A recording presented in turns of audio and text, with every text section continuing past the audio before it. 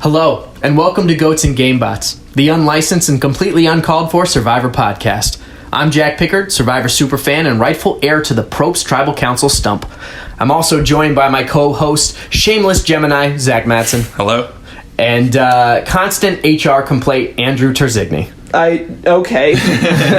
As always, the goal of this podcast is about two Gamebots, Zach and myself, dragging our friend Andrew along our 40-season binge of Survivor. Today we'll be discussing Season 3, Africa. I almost said Mother Africa there. Mother Africa. Yeah. So if you don't want that spoiled...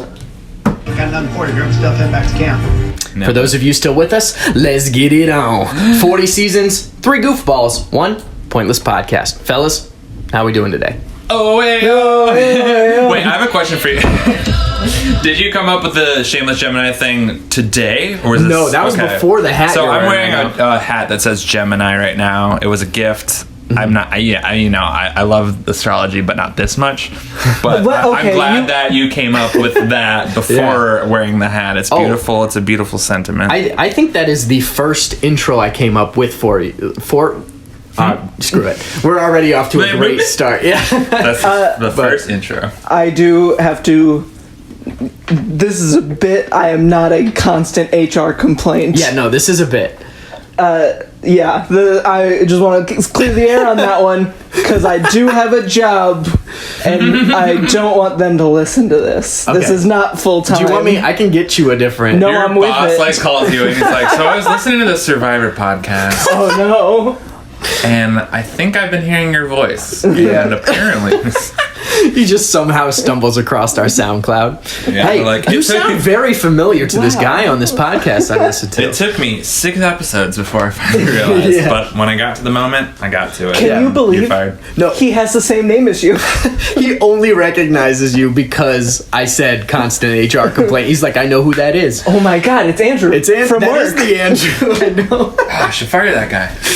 All right. So, today we are talking about Survivor Africa, Season 3. We did it. Just finished the reunion today. Andrew, as always, want to get your first impressions on this season. It was good.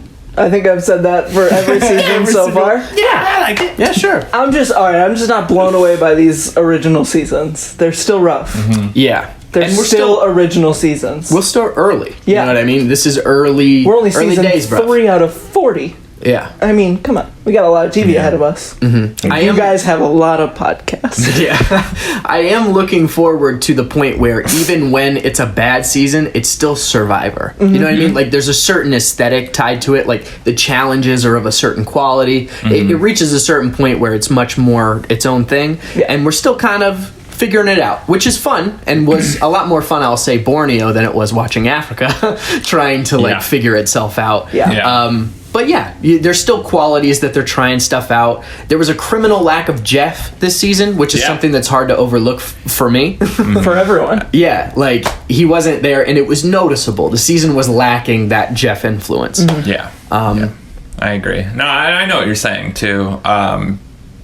Because even with a bad season, it's still Survivor. Especially right now, like, it's still clunky days. I think that's kind of been, like, for me, like, looking at the overview of season 1 and season 2, like, the main theme for me is, like, this shit is clunky. Like, that's my main observation coming out of this.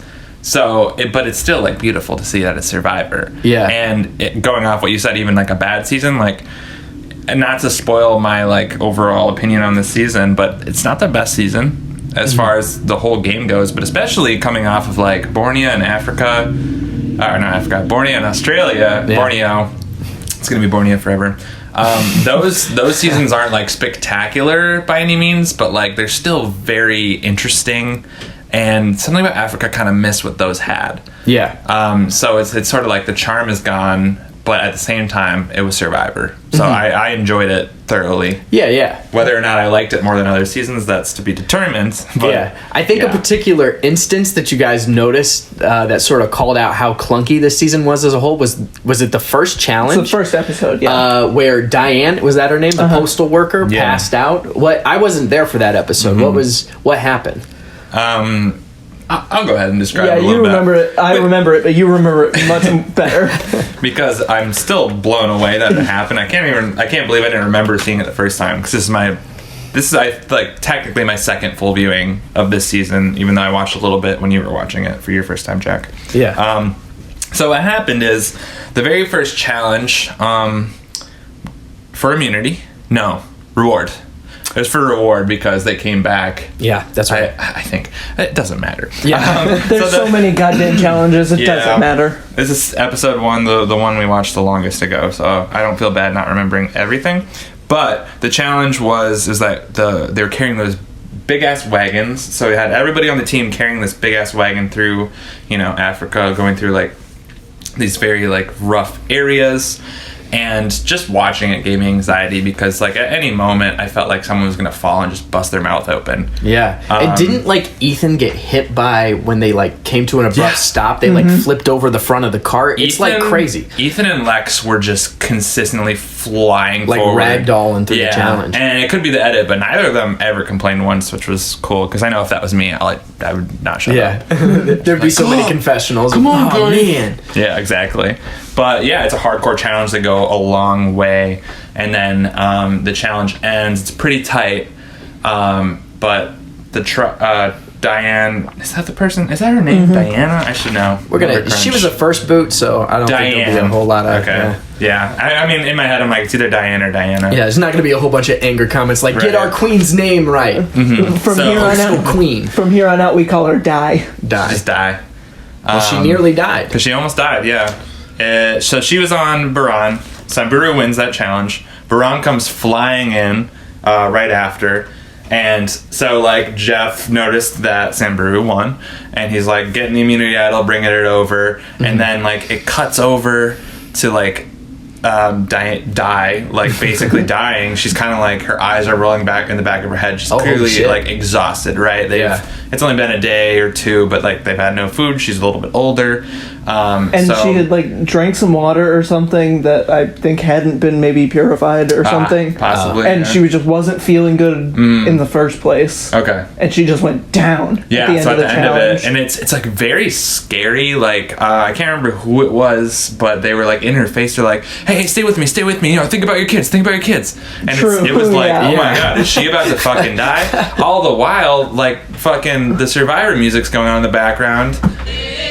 Yeah, it's epic as hell. Think of your kids. Jeff's like, Samburu wins immunity, and like it's like this beautiful moment.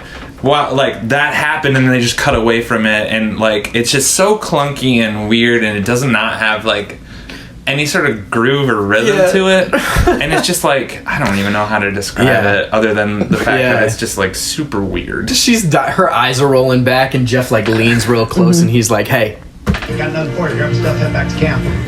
Get up, Die." You're gonna Either die or get up and go back to camp. Yeah, what are you doing? You Get your head in this game. Do you even want to play? No, but yeah, that really accents, I think, some of the clunkiness or like some of the like. It's strange because I felt like season 1 and season 2 had more identity than this one did, if that makes sense. They were much more their own thing, or much more closer to what I think Survivor has become than this season was. Mm-hmm. I think maybe they tried to take it in certain directions that it didn't necessarily work. This was a very human season, though. Like, there was a lot of characters like Big Tom or Lex or Ethan. Mm-hmm. Like, it was very heavy on the human interaction. Like, this is an alliance of people that stayed true to each other and made it all the way to the end, as opposed to like a very gameplay heavy season. Yeah, I think like remembering back on this season before we were jumping into it, I'm like, oh yeah, it has all these players in it. Like, love Ethan. Yeah. I was really excited about it, and then you kind of forget that everything else falls to the back burner. It's truly like you're really watching just to watch the people. Yeah, because you don't really care about the game because there's no game. Also, this is a very human season.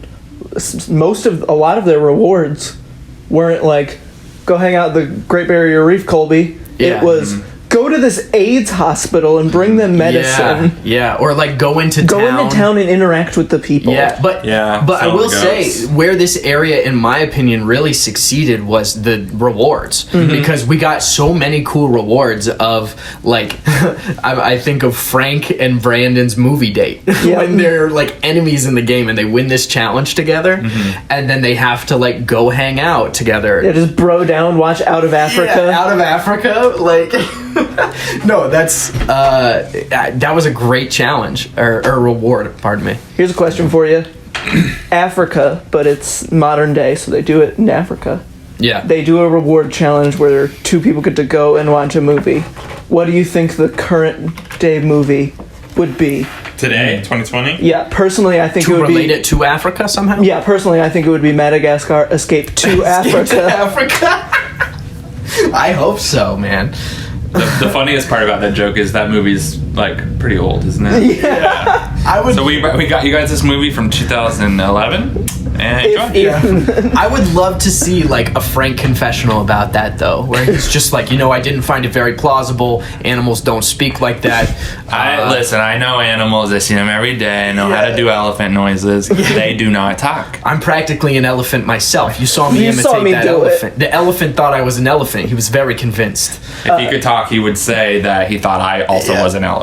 I like all of a sudden, but he can't. We really default to this Boston accent or whatever. Whatever this accent is. Frank is. I'm trying to do like a Midwest hick accent, but it's turning Boston. Yeah, it just all of our accents slowly had that direction.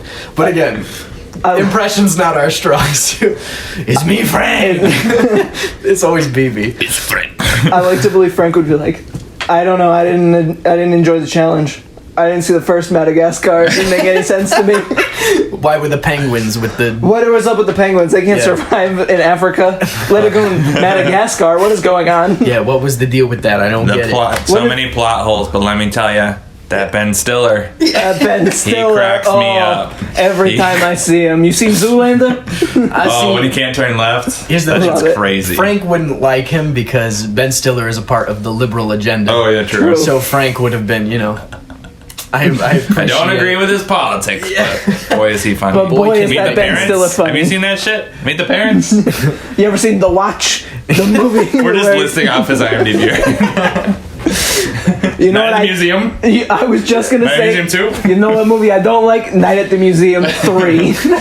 I'm not really into museums. Shameless cash grab. Cash grab. First 2 were amazing. Third one, shameless cash grab. While we're on the topics, dude, the whole studio system, in my opinion. It's just broken, okay? You know who needs more movies? Clint Eastwood. Give that man more movies. Where's Gran Torino Escape to Africa?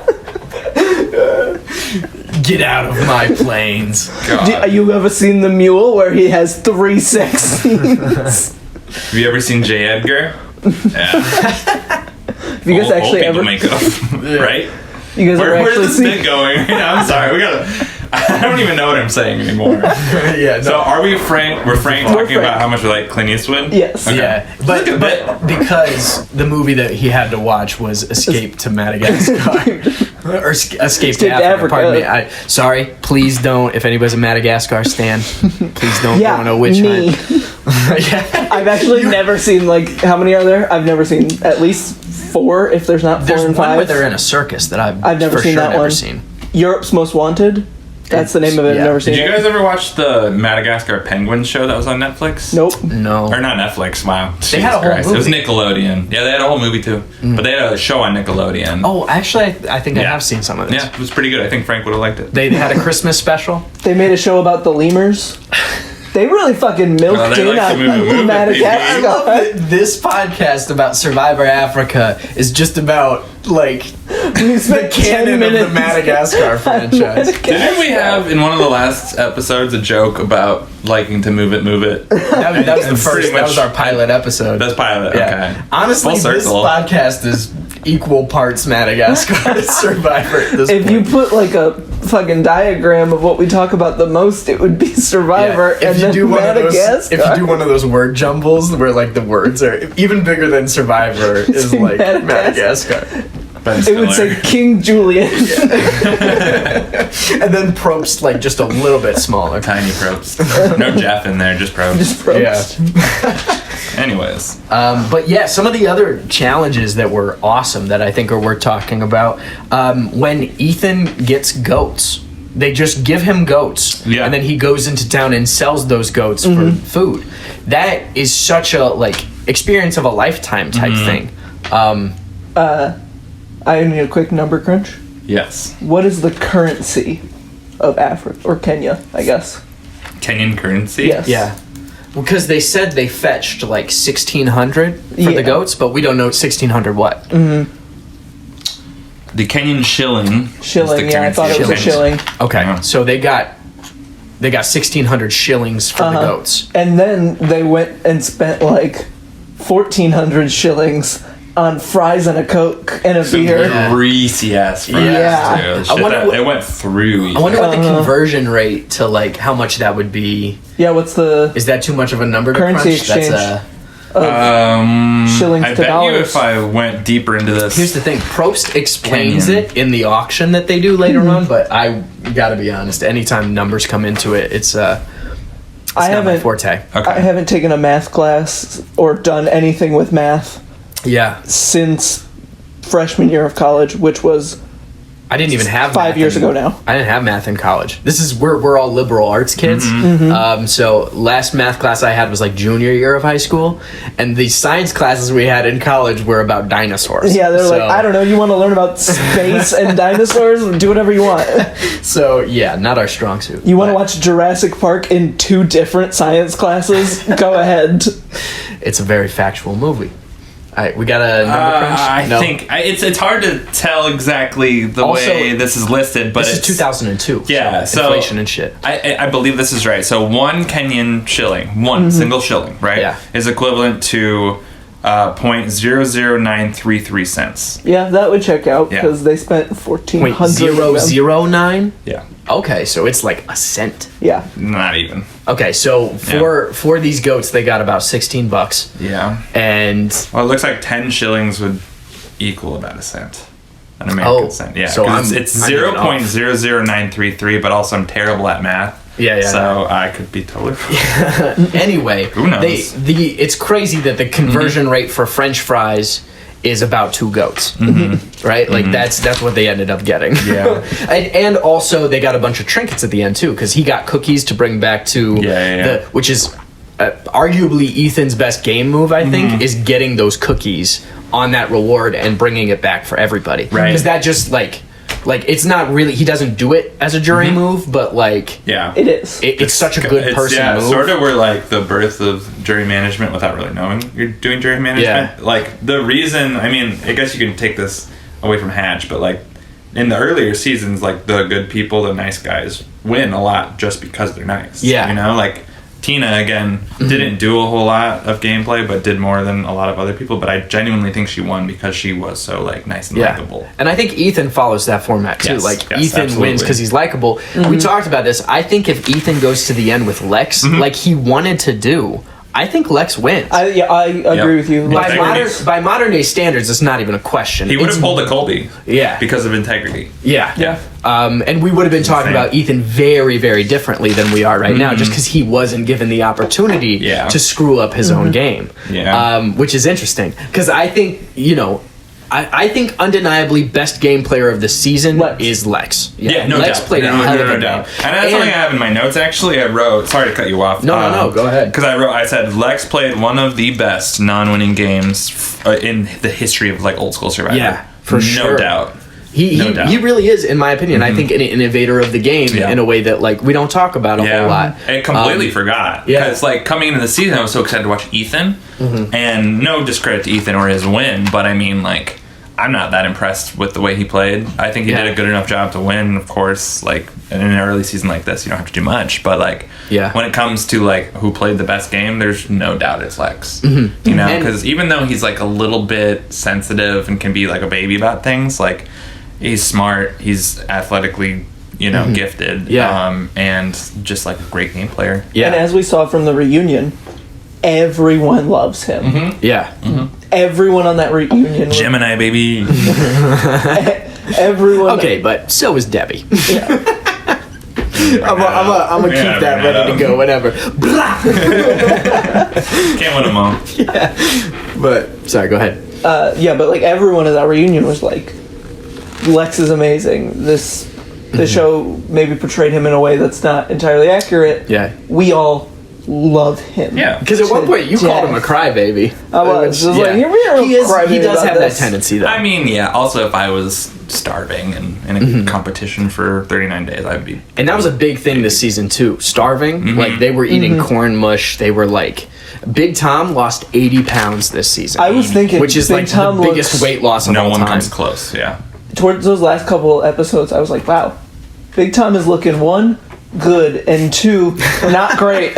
Yeah, at He's the looking same good time. and not great. Yeah. Oh god. But I think Lex too has a little bit of jury management going on as well. That I noticed it because Yeah. there's that move where he thought Kelly was sort of a rat and he turned on her and like took her out, which like kind of it. I mean, Right. she did vote for him that tribal council. Like he voted for her for the wrong reason, but his paranoia caused her to flip, and then he had to take her out anyway. So I wouldn't even Yeah. call it a misstep. I would just call it like self-fulfilling prophecy a little yeah. bit. Yeah. Wasn't this coming off the heels when because he thought she was the extra Yeah, vote, yeah. right? So the tribal Yeah. council before he received the vote of the person going home and an extra vote, and he was like super paranoid. He was about like, I who need to voted find out who for this him. vote is. Yeah.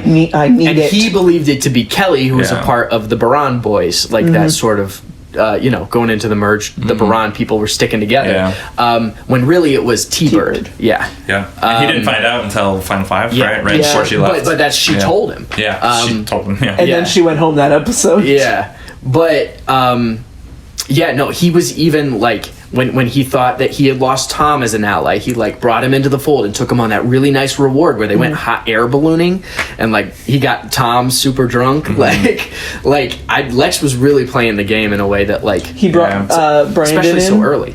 He brought Brandon in at that Yeah. one point.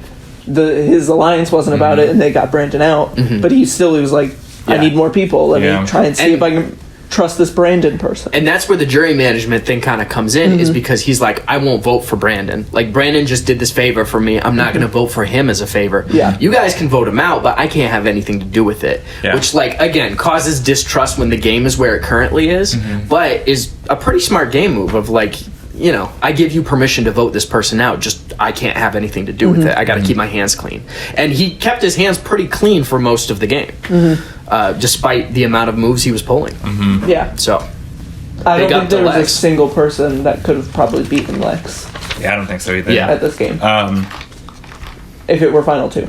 Yeah. Piggybacking off of that, because that reward that started this whole discussion with the goats, did that reward came out of the goat challenge, right? Or was that a totally different thing? it was a completely different thing. Okay, It was so just a lot goats- of goats. This Yeah, was a goats have a goat-heavy huge. season. Goats have a Goat-heavy big. They do. It's a big season for goats because that Big Tom's a goat farmer, too. Well, yeah, he's a goat farmer, exactly. Yeah, it's true. That's one I didn't even put though, because we have 3 things now, right? We have the reward, we have the challenge where they're literally carrying goats, which I have to think is where that term goat came from. Oh, yeah. right. I mean, there's that whole idea of like just in general carrying a goat, but I mean, Yeah. they literally have that in this season.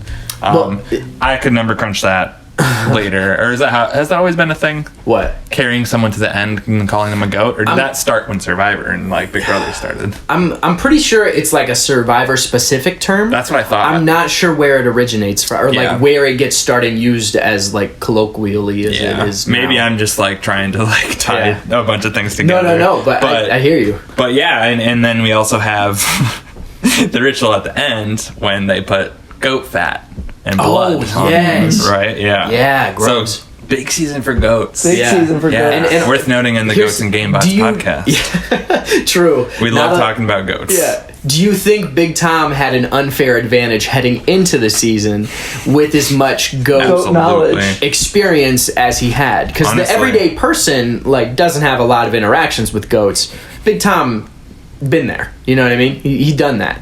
So I think personally, Big Tom was at an unfair advantage. It's honestly a tragedy that he didn't win. with all that goat experience. And you know, this is something I was thinking of as we were talking. I honestly think a Big Tom win could have been really cool as well. Just in terms of, there's a whole section where they're like, you know, he's not as dumb as he portrays himself to be. Yeah. Like, yes, he goes out, he gets drunk, he says some dumb shit. Yeah. But like, he is actually like, he was beating Frank's ass at checkers, and like, just I think he was sort of the first person to be like, if I play dumb, they can take me to the end. But then again, his jury question was that stupid, like, something like, about the cornmeal or whatever. If a hyena licked its butt, do you think it was because it was getting the taste that I don't even remember. It was so dumb. Yeah, and that's because it was like human or like animal instinct, or because they want to get the taste out of his mouth. Yeah. But he wait, I don't know if you remember this, but before they went to Final Tribal, they did all those little bits with the like, jury. this is what I'm gonna ask. Yeah, and Tom, like, this is part of the reason Tom rubs me the wrong way, is because it's just like, there's no rhyme or reason to him doing this, but he's just like, yeah, I want to ask a question that's silly, and, you know, like, I want to see the dumb look on their face, realizing how dang silly Tom is, you know? And it's like, first of all, I barely understood what you just said, and it's like, Tom, this isn't about you. Yeah. It's the same with fucking He's Kelly. just doing it for the spectacle of it. Which just describes Tom as a whole this season. Yeah. But I think makes it, in a season that is so, like, deprived of a lot of things Modern Survivor is, Big Tom is a big part of the reason why this season is enjoyable as it is. He's definitely very entertaining. I mean, there's no doubt about it. He gets under my skin. I get that you may not jive with him personally. Yes, he's not my kind of guy, and a lot of this stems from All Stars, which we haven't gotten to. Yeah. You can go to bat for Tom now if you want. I have been sitting patiently waiting. He has been very to go to bat for Tom. patient. To go to bat for Tom. I knew it was coming. That's why.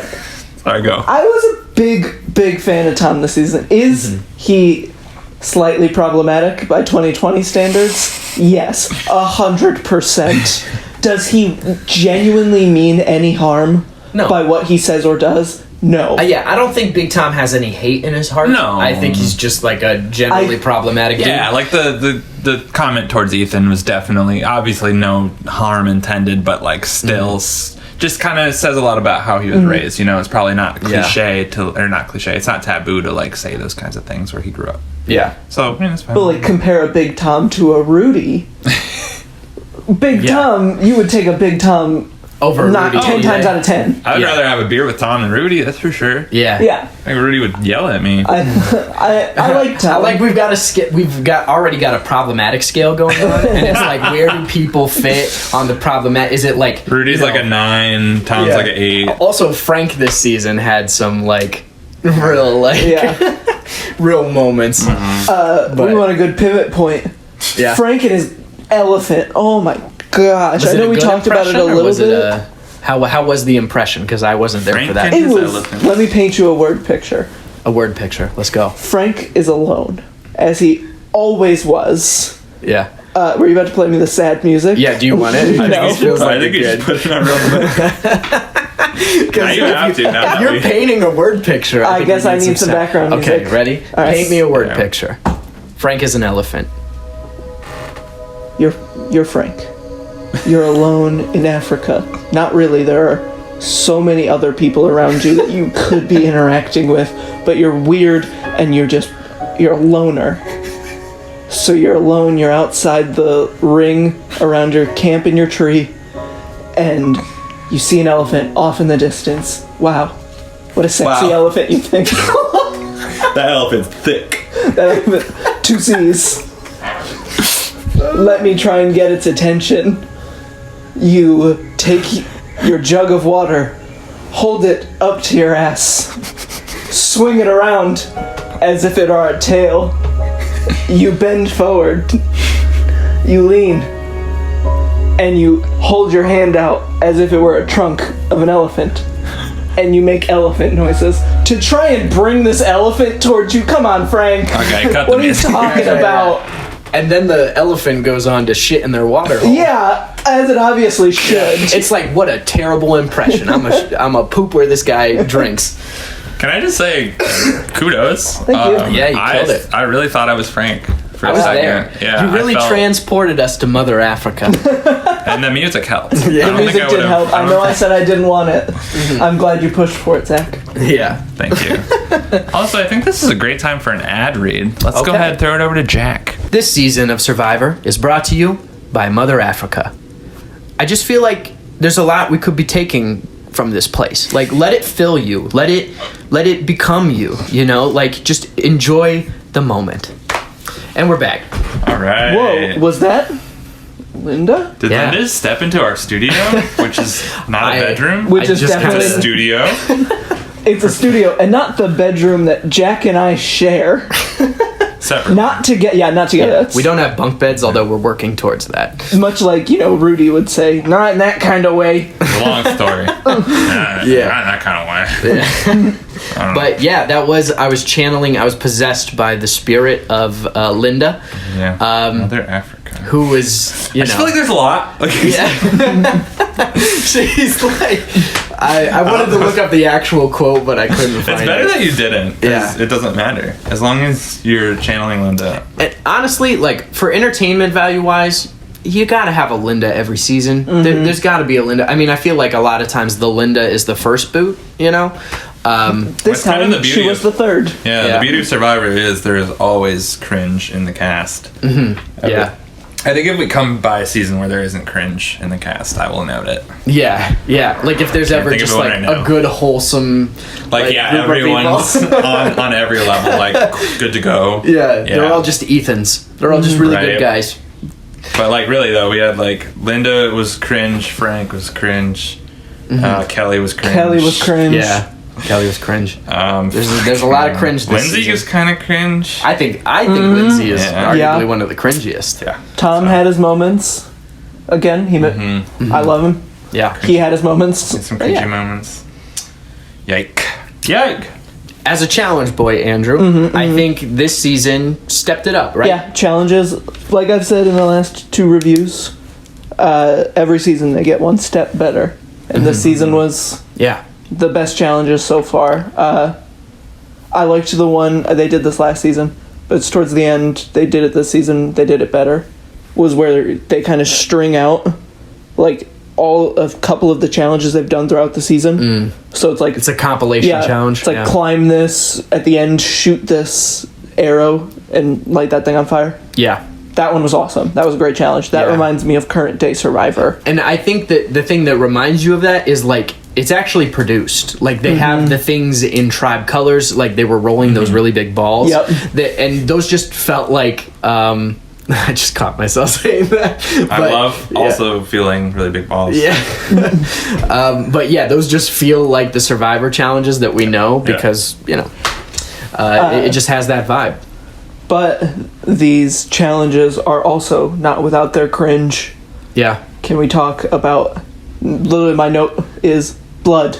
The blood drinking The challenge. blood drinking challenge. Blood. Which I would argue a cringe moment is Linda when she downs that blood and just Yeah. goes, "Ah!" And there's like blood all over her face, and it's See, disgusting. But it's like anybody else, it wouldn't have been as cringy. But it's just because it's Linda. And I know it's like an audio medium and you can't see, but your face that you just made, you challenged, or you, Channeled. You channeled, there we go. We were talking about challenges. I had challenges on the mind. But you channeled Linda even better than I did. Like, I felt Yeah. yeah, You were a bearded her presence. But the most important part of that challenge is Jeff was explaining the ritual, how these African tribes have survived so long on drinking the blood of cows, and then he goes, I want you guys to know that this is fresh blood. This is legit." And he takes a bow and arrow, and like the tribe gets the blood. Jeff runs up with something to catch it. It was like a bone. It was like a Yeah, it was like a spear. He's like, let's get some fresh blood. They pull in this cow, and they're like, don't worry, we're not gonna hurt it. They would never hurt a cow. Cows are sacred. And then one of them pulls out this little rod and just pops it right in one of its like arteries in its neck. And just Yeah. spits out blood. Jeff runs up with a jug. Badass motherfucker. He gets in there. He gets in there, fills That's my up guy. this jug with blood, and then Jeff goes, "All right, we got it." And then they get the cow out of there, and they start drinking all this blood. Yeah. The That's cow was fine, by crazy. the way. If you haven't watched the season in a while, that was like a big thing. Yeah, the cow was fine. They're like, we promised we did not hurt this cow. Could you imagine if just like they just Yeah. fucking killed the cow right in front of all the contestants? Now you have to drink its blood. Good season for This goats, is what bad you said. season for cows. Cows are getting murdered left and right this season. Gosh. Also, apparently, I guess that blood was not that bad to drink. Yeah, that's kind of like the Because- worst part of the challenge. Every single person did it without any Yeah. hesitation. Yep. And then Just like, wow, weirdos. I was And then- expecting someone yeah, to have right? an issue with this. and then Linda and Kelly downed a huge glass each. And they were Easy. like, yeah, that's fine. Yeah. And Callie's like, I Well, have both of those people would totally be okay with that. It's like, what was he? He's like, okay, we're about to go to a tiebreaker round where they have to drink a whole thing of blood. Each tribe, choose your craziest motherfucker. And they were like, oh, it's definitely Linda. Oh, yeah, definitely Kelly. Kelly, go ahead. Yeah. No, that was wild. Yeah, that was a weird time. But the rest of the challenge is not too bad. Yeah. Aside from the blood drinking, honestly, and not even too bad. the blood drinking was weird, but it just gave us a solid 10 minutes of content. So Yeah. kudos to it. Again, we've spoken to this. Cringe is good content. So, the You more need Linda, the cringe. better. Yeah, you need cringe. All right, I think we had the appropriate amount of Linda this season. That's not the Any last more, and I thing. would have been kind of furious. Alternate winner number 1, Linda. Linda. I would love to see Linda win this game. And return it winners Not at war. enough Linda. I think the first thing you pointed out for this season was the dope tribe colors. Oh yeah, I think that was your first. I love that always your first note is like, oh, tribal council's kind of cool. Or like, I like yo, colors. that red is like popping.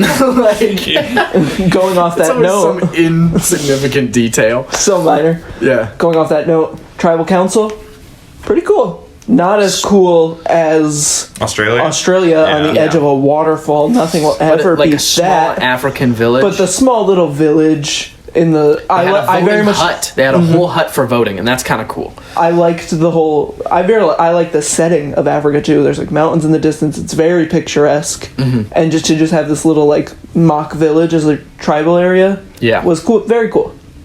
Not as cool as Australia. Way cooler than Borneo. There was a tie this season. There were a correct? couple.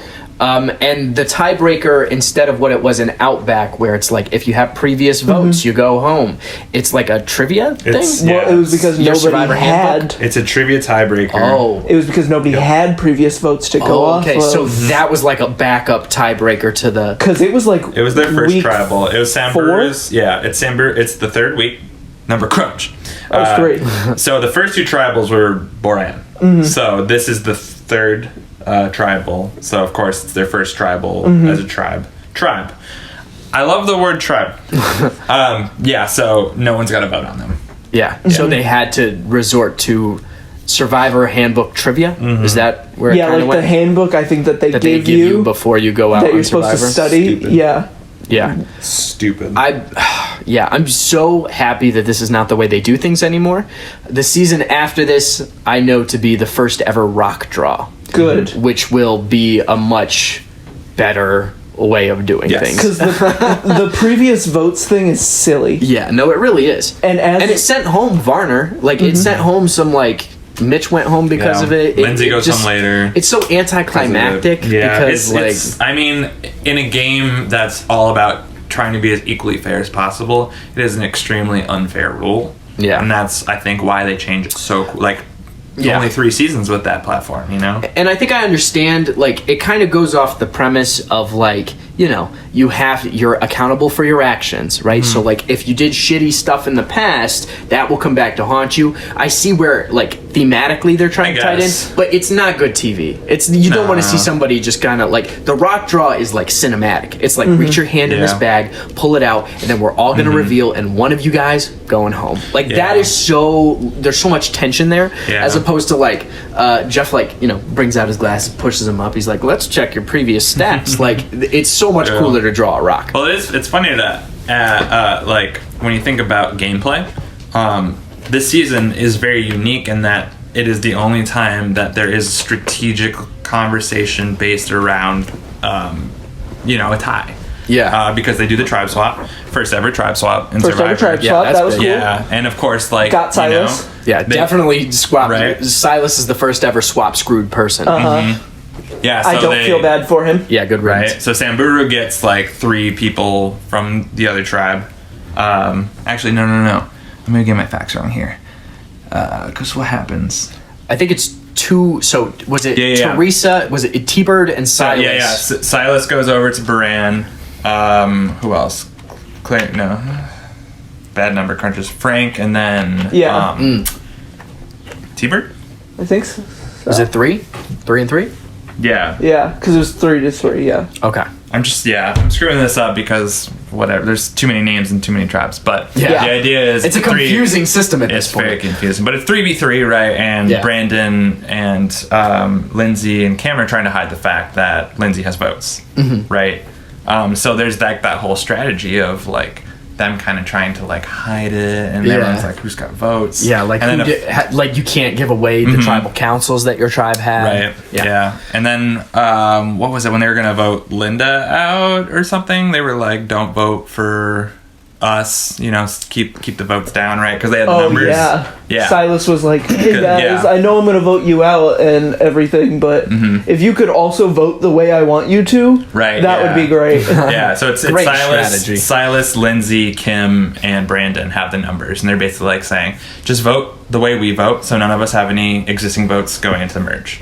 Okay. And then of course the tribe swap. Is it like devil's advocate, if this is still around, right? This like previous vote system, if your alliance is not going to be able to pull off a vote, is it better to scatter your votes amongst the other alliance so that somebody gets sent home, one person gets all the votes, nobody else gets any, and then the next vote, if you somehow switch up the numbers, every single one of them has previous votes and can go home. Yeah. You can then play strategy that wise. It's just the game never had to evolve that way. Exactly. But I And think that's what I'm probably saying. how we That's would see that's it. why this season's so unique, because it is. I mean, like obviously this rule existed in the seasons before. Yeah. But no one ever actually like There was no took a route. gameplay. Yeah, there was no like path of action to like work with that, right? Because now they're like, oh, okay, like ties are common. Like, what can we do to make sure we don't go home based off a tie? Which is Yeah. cool, because obviously after this, it doesn't exist anymore. And that's the thing, is rock draw is so much like, would you like to leave your game to chance? And like at a certain point, it's like, we have to get the numbers because we're not going to rocks. There's a good, I don't know the amount, but I think there's got to be like 20 seasons in between like rock draws. at one point. Yeah. Like because it's everyone the is biggest so fear, afraid of it that and like I think that's why it's such a great idea, because it takes away like, all right, well, like even if it's a tie, here's how we get this person out. It takes away any plan of action. Yeah. As crazy as it is, and that's the exact reason no one ever does it. Yeah. Because it's unpredictable. Yeah. Anyone So- could go home. Someone who like has the best seat in the house and is probably going to walk their way to the end of the game. You can go home. yeah, it's I like the modern system so much more. Me too. Yeah, I think it was a But- great change. Bouncing off that, more gameplay stuff. Not that there was a lot to go off of. But I wanted to bring up 2 key gameplay moments that obviously were good enough to make me write them down. In my notes. And I just want to know like what you guys think was, in your opinion, a better game move. So the 2 I have, first off is Lex working on Brandon, pulling him to his side. And just like going the route of trying to like almost like crossing tribal lines in a way and pulling someone in. This is kind of the first time you really see that. Versus, even though this didn't really work out for them, the older Samburu pulling Silas over and making the numbers 5-3. Obviously, in theory, they're pretty similar. And one takes place a little earlier. One's post-merge, one's pre-merge. What do you guys think of those 2 game moves? Were more impressive, and kind of, you can maybe talk a little bit about your thoughts about how this is like the definition of early gameplay, like trying to do things that don't happen for you. I would say personally, I think that Lex pulling over Brandon is a more impressive move because I don't know. I just got such a feeling that the way that tribe was set up, Samburu, with like old versus, it was boomers versus zoomers, right? Pretty much, yeah. So like that was the tribe dynamic, and you pull one person, then the entire other group is so tight that they hate you for it. And Brandon, or I mean Lex, was able to do it without pissing off all of Samburu, right? Like, and when they were mad, they were mad at Brandon. Like Lex didn't get his hands dirty there, Brandon did. Right. And then they instantly flipped and got out Brandon, who could have been a number had they worked with him, right? Like if Brandon went back to Samburu, then it's still contentious. But he made Brandon burn that bridge, and then like just because he was not willing to get along with Frank, like he was willing to tank his own game and all of Samburu's game to like get Frank out. And like Lex was able to push that button enough that Brandon was like, of course this is the right move. So personally, I feel like if you're Lex, getting Brandon to flip, like when it makes absolute no gameplay sense, is a power move. Because also the Brandon move would have worked. The Silas move, I don't think ever would have worked. But the Brandon move would have worked. It would have. If the Brandon move would have worked if he could, like, if Lex could have convinced Tom and Ethan to work with him before just flipping him and being like, "Hey, Brandon's working with us now." Right. Yeah. He should have talked to them, and I think that would have worked. Whereas the Silas move, I don't know if that really ever would have worked, because Silas, I think, as a person, would have always gone back to the people his age, the people he can relate to, and the people he know wouldn't have voted him out. And that's why these seasons are like so boring, because it's so much more about relationship than it is about gameplay.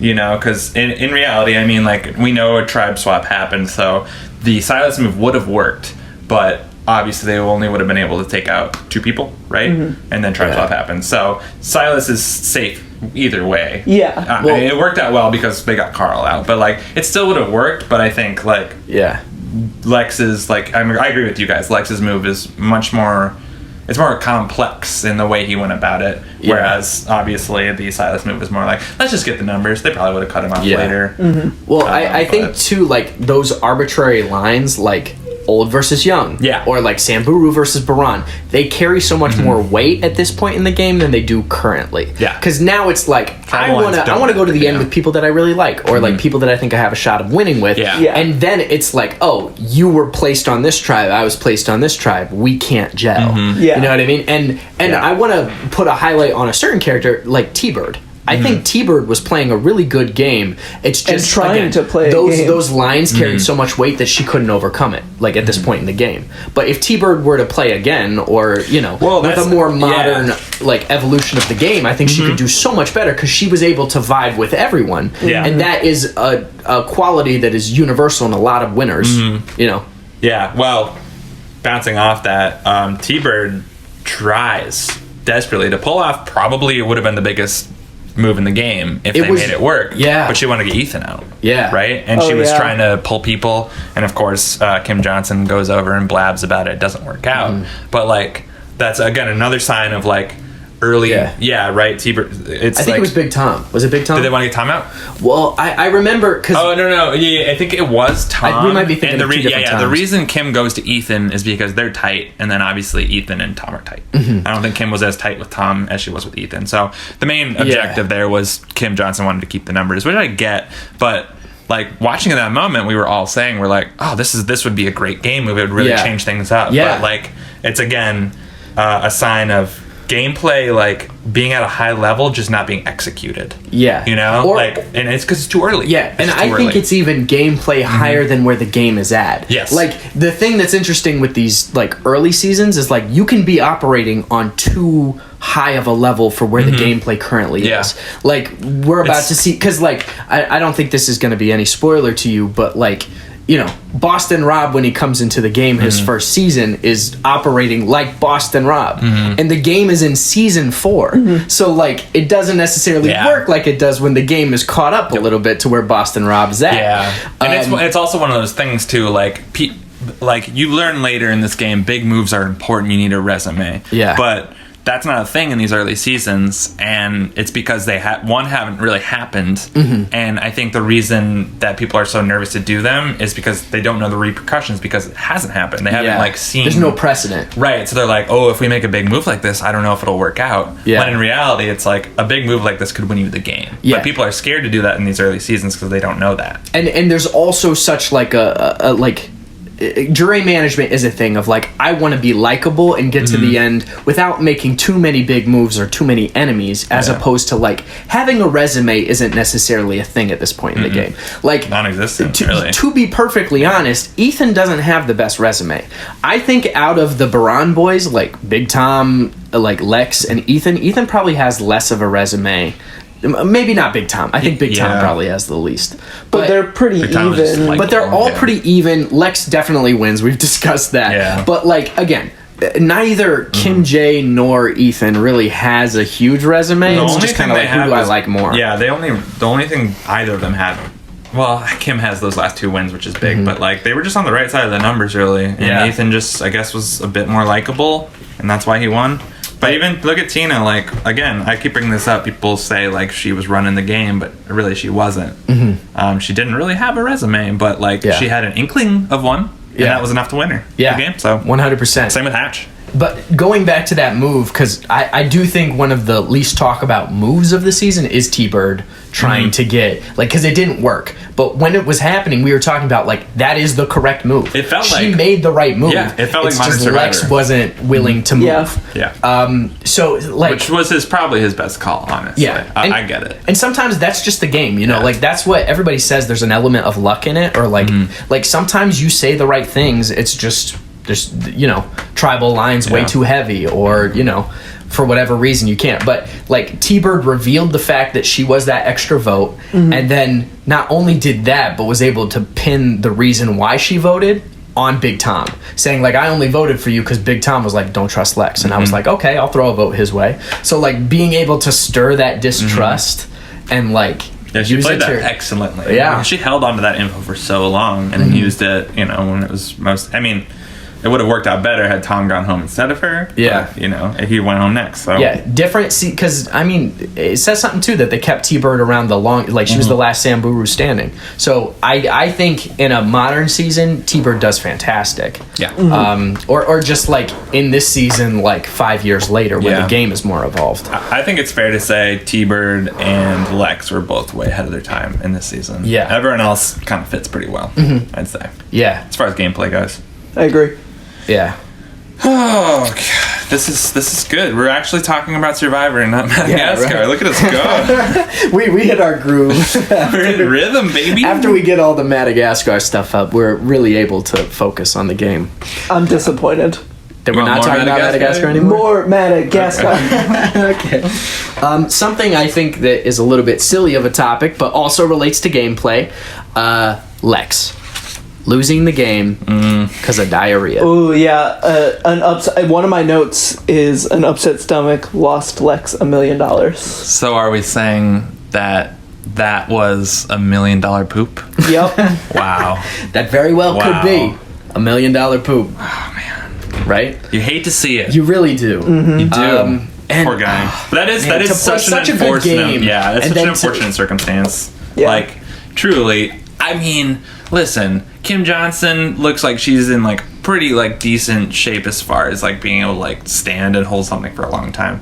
But like that challenge was made for Lex. Yeah, there's no doubt that Lex at good health, not like peak, not like before Survivor even started, but like on just a good day, he would have gone for another 4 or 5 hours. Like I think they ended at 240 maybe, 218, 240, somewhere in that zone they ended. Yeah. And I think he could have gone for like 6 hours. I like, agree. And again, even if Ethan wins that challenge, he wants to take Lex to the end. Yeah. He said that. And again, he takes Lex to the end. He loses. He loses to Lex. Yeah, so I think Lex is in pretty much as great a shape as he could be. The one thing that couldn't happen happens. And to play such a good game and watch your, game no pun intended, go down the shitter.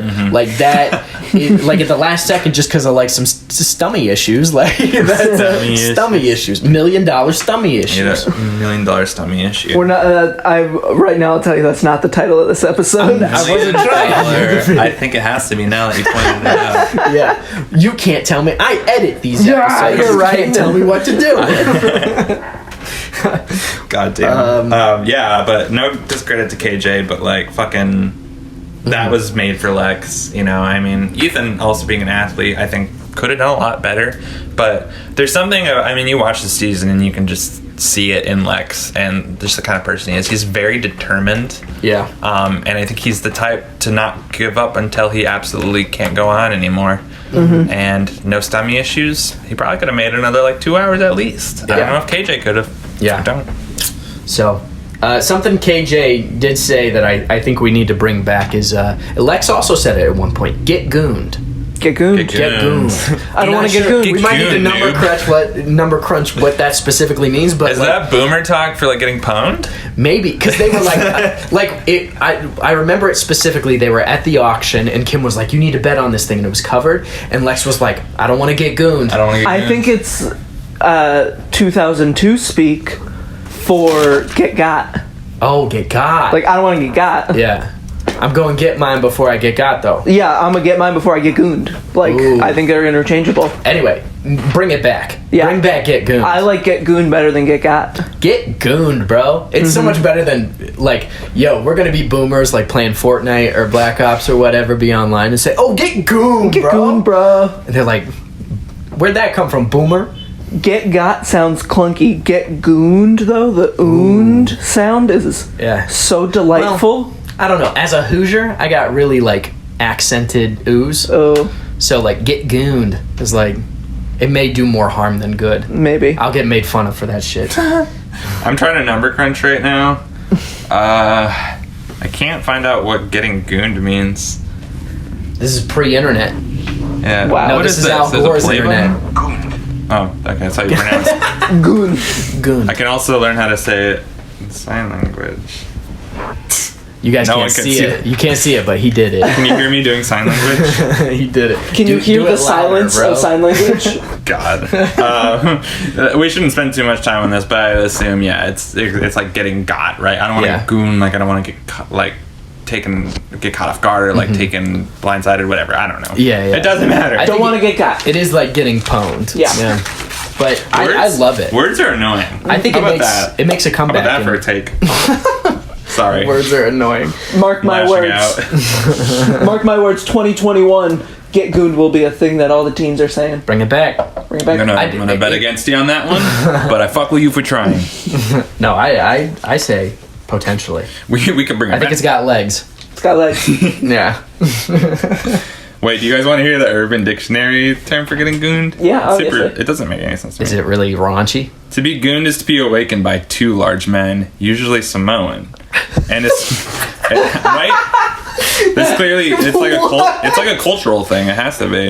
And escorted from your home to a wilderness program, RTC, or other therapeutic or recovery establishments. So it sounds like to get gooned is like to take care of you, What? steal you in the night, Yeah. and make you go to And make you a fucking- better person. Why do they have to be Samoan? That's what says. That's what's crazy about Right? it. Also, it's just like you're asleep, right? Okay, here. I'm sleeping in my bed. The sun is starting to shine through the windows. I glance over in the corner of my room and two Samoan men. What are you doing? Two? Two of them. They grab me. In the night. Yeah, they shove me out the window. Where are we going? I scream. To a health resort. To a health resort would clean you up. Yeah. Get Wait. gooned, bro. You just got gooned, bro. Yeah. Wait, hold on. Before you go on, I'm leaving it here. On Urban Dictionary, there's certain things that are underlined, and you can click it. It takes you to a new page. Yeah. Large men. Yeah. For some reason, was one of them. So I And click. obviously, you clicked on it. It's a top definition. That's why. So I click it. This is what Urban Dictionary has for large men. Waluigi. And then it's a gif of Waluigi playing Mario Tennis. Yeah. I don't really know what this... There's a red block up in the top right, and it says sex. Oh. So it's a... Large men is a sexual term. What my guess here is that they're trying to say Waluigi is not only just a large man, but he is sex. Oh yeah, he And is also the physical responsible. embodiment of sex. Well, Luigi's responsible for Waluigi's many sins. All right, enough of that. Yeah. Back to Survivor. Crazy. Again, no idea why they got to be Samoan, but That's what's beautiful about this podcast. Is you're not just learning things about Survivor, but about culture. yeah, we were. So Let me say though, I'm so conditioned to start feeling sad every hear that time I music? hear the sad music. Yeah. gets So like to you. even during your story, I was laughing. Even though but somewhere in the back of my mind, I was like, why am I sad? Even what does it all mean? Why do Even I though- feel bad for this fictional Jack? even though at the end you know there's going to be some betterment, that I'm going to be taken to some sort of rehab facility and really turn my life around, it's still sad. Yeah. Still sad. And that is the power of music. Yeah, big up to, is it Russ Landau that wrote Has that to one? be, right? Season 3? Yeah. Anyway, big up to Russ. Also, Not that Russ. Russ the rapper? No, Russ Or Russell Landau, the guy Westbrook? who Russ Landau, wrote okay. this. Yeah. And Russell Westbrook, though, big credit on 3 straight seasons averaging a triple-double. And welcome back to Sports Podcast. Sports podcast. Yeah. There's missed no sports on, so Survivor has become our sports. Survivor. Survivor is our Survivor sports and now. Rocket League. That's true. We've been playing a lot of Rocket League, people. How are your guys' gamers? quarantines going? Let's take a minute. We'll all be really silent for the next 10 seconds, and you can just vent. But make sure you fit it into 10 seconds. Yeah, Okay. after 10 seconds. You ready? Tell us about your quarantine.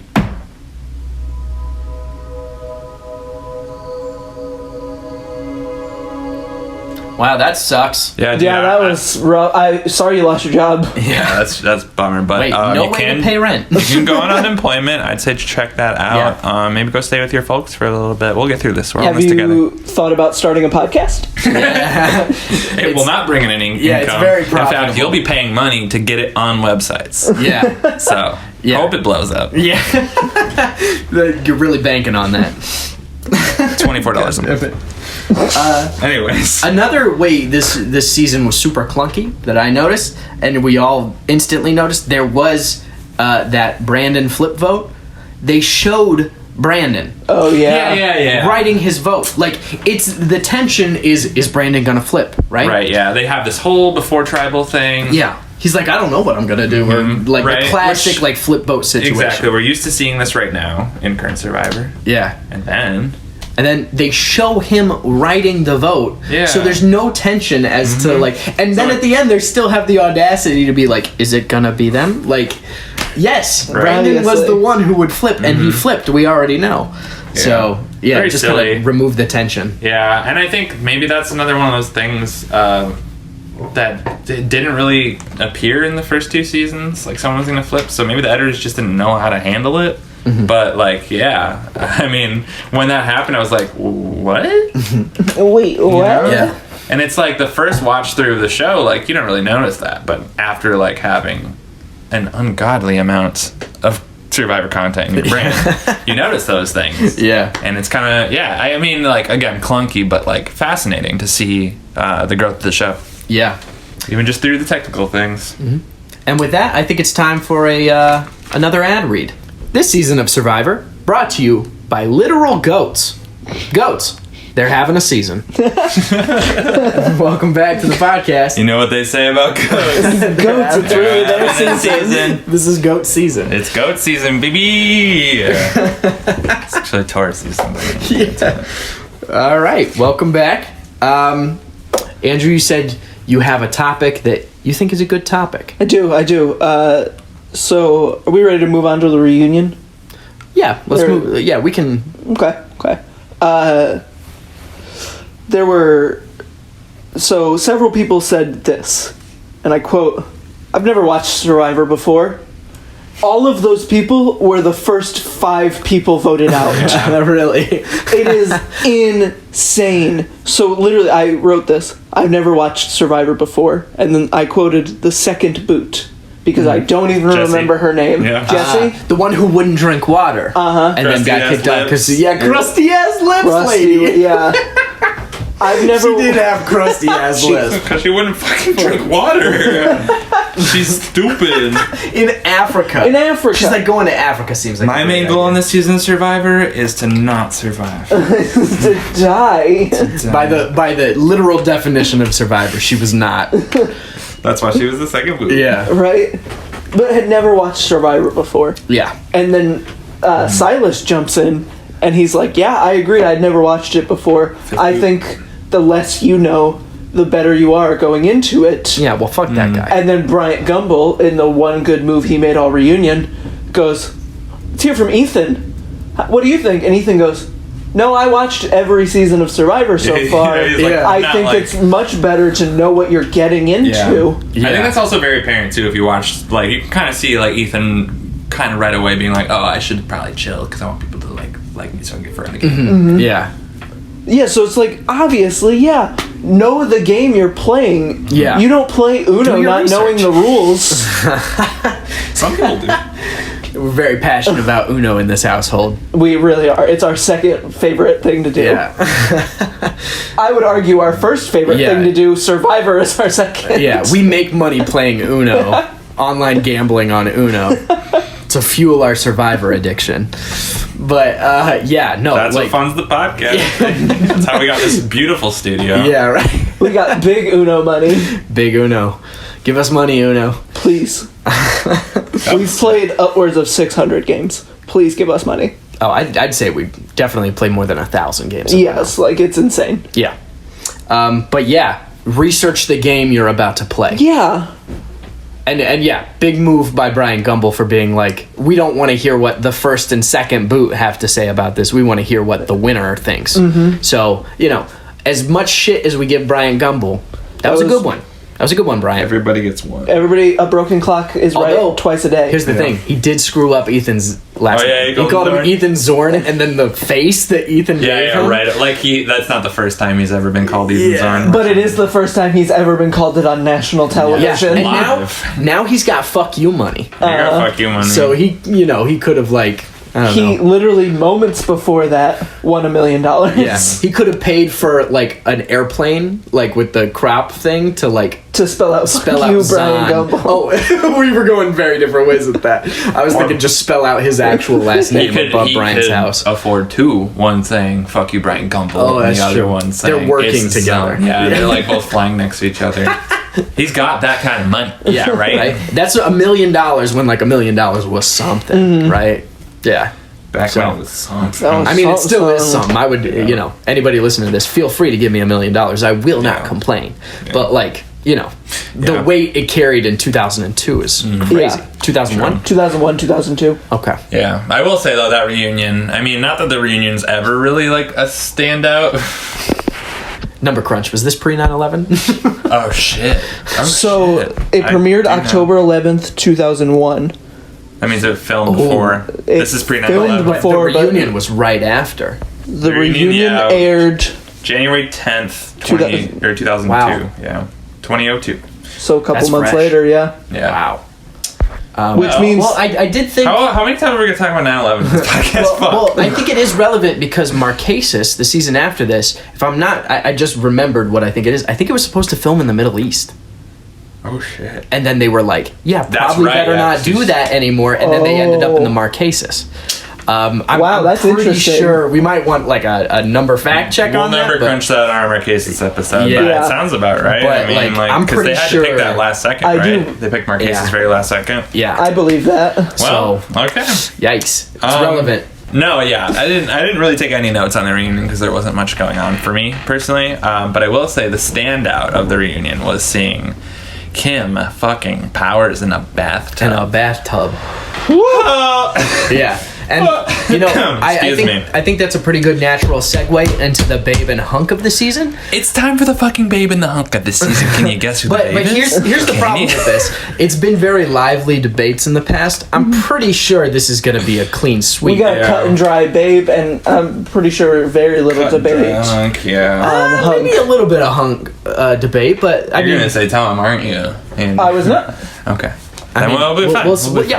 We'll be But let's just jump right into the babe of the season. You're gonna say Tom. Yeah, None Jack- of you say Tom. It's not funny. Surprisingly, Zach says Tom. Because it's more. Yeah, that's why he's like, don't say Tom because he's monk. But Fuck yeah, me. so All right, again. babe of the season. Who we got, Yeah, Zach? horniest member of the group goes first. I want that to be what I'm remembered for in this. You make that one of his intro titles. Horniest. Horniest member of the group, Zach. America's horniest podcaster, Zach. Oh, I'm sure there's. That's not true. There are horny ass podcasts. This Yeah. is just a Survivor podcast with a horny element. Did we get a number crunch? Asks for his own number crunch. I'm surprised you don't know this as the horniest member, Zach. Oh God. Babe of the season, Zach. Who you Yeah, got? I'll get it over. So, obviously, babe of the season is Kim Powers. Johnson. Kim Johnson. That leather skin. I like it wrinkly and tan, let me tell you. No, I have in my Vanilla notes. ass. I gave Kim the nickname Kim Perfect Sweetie Powers because, I mean, geez Is that a Louise, nickname? holy pepperoni. Okay, first of all, she's cute. Like, there's no getting past that. But the thing I like about her the most is there's something very like genuine and like tender about her. You know, like especially when the drama goes on with like the younger people, like Lindsay's blah blah blah, Silas is blah blah blah, Brandon's mostly rolling his eyes, but Kim was always just like chill. Yeah. You know, and she never wanted to rub anybody the wrong way. She was pretty much there to have a good time, and she Yeah. did. She, you know, like I don't ever remember her being involved in any sort of drama, other than almost getting eaten by a lion. A lion, Yeah. true. So And she also started the fire by there was like some spyglass in their medical Oh, kit. yeah. Yeah. She took out the thing and my started girl. the fire. Intellectual queen. that's my girl We right stand there. an intellectual queen. That's my We girl do. right there. So yeah, I don't want to go too into detail, but I just wanted everybody to know it was far more than just her looks. Though We she like is everything about a her. 10. Yeah, she's great. Wow. My thoughts on Kim Powers, because yes, I agree, babe of the season, without way. question. My thoughts on her: she has very, very strong Pink Ranger vibes. Oh, she Amy Jo reminds me Johnson. so much Yeah. of Amy Jo Johnson. Yes. Which I mean, like sexual awakening for all For of us as every kids, single right? person. Yeah. I mean, alive. even then, when the Power Rangers movie that came out like 2 years ago, even then, they Still- always nail the Pink Ranger. Yeah. Also, Amy Jo Johnson, if you're listening, which you're not, still looking great. Maybe she is. Maybe maybe she's she- really into like under I the radar love it. Survivor podcast. This is my favorite is like when you simp to these extremely powerful women that like Parvati, like Amy Jo Johnson. I will say there's definitely a better chance Parvati listens to this than Amy Jo Yeah, Johnson yeah, for sure. at But- some point in time. But I gotta say, one of my favorite unofficial bits is that. But yeah, no, Pink Ranger vibes for Strong, sure. I don't know what it is. What is that? What is the essence of the Pink Ranger, do you think? I think it's just very cute, very charming, very girl next door. Yeah. The pigtails that Kim Powers had. It's the pigtails. Yeah, very- I think it comes a lot down to like just kind of primal attraction. I think I know for me, I don't know what it is, but like something about pink like always reminds me of femininity, and I feel like Kim is especially in comparison to everyone else in the cast, like probably the most feminine person. But also, there's something about her. And like the Pink Ranger, like she's tough, but she's like, I don't know, man. Yeah. It is perfect to just say she has Pink Ranger energy. We don't need to get into the details. Okay. Yeah, for sure. Because I couldn't for the life of me really truly describe why. Yeah, and she has that hidden rose tattoo in a no-no place. I mean, we don't who know knows where. Yeah, who knows where? We have I amongst have a good guess. let's amongst guess. the goats and game bots It's here. somewhere under the bubbles in the bathtub. We have varying theories about where this rose tattoo is amongst the goats and game bots. We don't need to get into We it. don't need to get into it. We'll leave say that as face much a tattoo. mystery. Yeah, it's like a face teardrop coming out of the eye. But a Always rose. has cover up on. It's weird that we didn't notice it during the season. Yeah. But, and I'm just gonna go ahead and send it home. Third Kim Powers babe of the season. Not even a contest. Give me some really. horns really quick. Oh, okay, yeah. For Kim Powers. Let's go, Kim Powers. Powers. Yeah. So yeah, that's That's that discussion. Done. He's Not very- like, you don't need any more to add to that. Let's put a bow on that. I mean, really, like, it wasn't even a discussion. It was just like, let's hype Kim for like 15 minutes. This is really like, welcome to the Goats and Gamebots horny corner. Like, Horny corner. where we just goats like, got horns, bro. it has nothing to do with Survivor other than the fact that they were on the show. No, I think it ties in. Again, goats and gamebots. Goats have horns. Goats are horny. Yeah. As are we. Yeah. And So, yeah. horny corner is a... Couldn't have said it better. The horny corner. Horny corny. We're going to send it to the horny corner. It's just a gross place. But hunk of the season. What do we think? When you said, obviously, we might have a runaway, who were you thinking? Ethan. It's as Ethan. the obvious It's Ethan. front runner. Yeah. Teeth. See, I say maybe Lex. I knew think it. Lex I knew has it. some hard fits. That's Really? your guy. Yeah, he's got the hardest fit. Like, he wore Vans to the reunion, right? That Like... You like that punk rock spiky hair? Yeah, and when the beard grew in, True. really with the beard, he looked really good. Mm-hmm. My vote's probably for Lex. I had a feeling. Although a young Ethan, it's hard to deny. A young Ethan looks somehow better now. Yeah, I like bad boys. What can I say? Piercings and tattoos. Yeah. He's probably over 6 foot. Wow. Oh my God. And as we know, if you're 6'5", Yeah, he's exactly what I'm looking for in my Tinder bio. 6'5" gives you a pass on everything. yeah. But yeah, no. So you guys both say Ethan? Yeah, Yeah. I mean, Ethan's, in my opinion, they're just very pretty. I mean, like, Yeah, he's a good looking dude. Yeah, and he's also like really charming. Yeah, I don't know. Yeah, Something I'd about fuck those curls yeah. just does it. I feel you. I would like to add another element to discussion, potentially every season if we think it's a winning bit. But modern days we have the Sia's fan favorite award. The singer Sia. Yeah, who did famous pop singer Sia really enjoy for the season? Who would she give her money to? We talked she about it in the doesn't- pilot. Gave it to Ty. Has given it to a few other people since then that she really vibes with. But who is Sia's biggest stinker? Who would Sia's- Yeah. Sia's biggest stinker. Who would Sia's Sia just little- absolutely hate this season? Sia's stinkiest survivor. Who's Sia's little stinky boy? Sia's Who's the little- stinkiest survivor. Who's Sia's stinky boy? Yeah, Who's Sia's little stinky man? There's too many S's for the Sia's Sia's stinkiest stinkiest survivor. survivor? I won't be Stinkiest able to say survivor. that. But yeah, who's the Hey. Sia stinky boy? Hey. Doesn't have to be a boy, obviously. That's just I don't think Sia's little trash man. Sia and Frank would have vibed very well. I don't think so either. I know, yeah. Yeah, Frank had his moments, like where he didn't know what brunch was. True, when Frank didn't know what brunch was, I lost it. I thought that was so funny. You were a really big fan of that moment. but I think personally, Sia wouldn't vibe with him, Yeah. And that's a part of the discussion is like our biggest stinkers and Sia's biggest stinker is probably going to be different. My biggest stinker is Kelly. Kelly is Kelly is a a weirdo. stinker. And she did the classic Greg no balls move when she's like, pick a number. Yeah. Right? Like that, in my opinion, I just can't tolerate that. Whenever you leave it up to chance like that. Yeah, no, It's- make up your own mind. Yeah, like have some backbone and Have an make opinion. a decision. Yeah.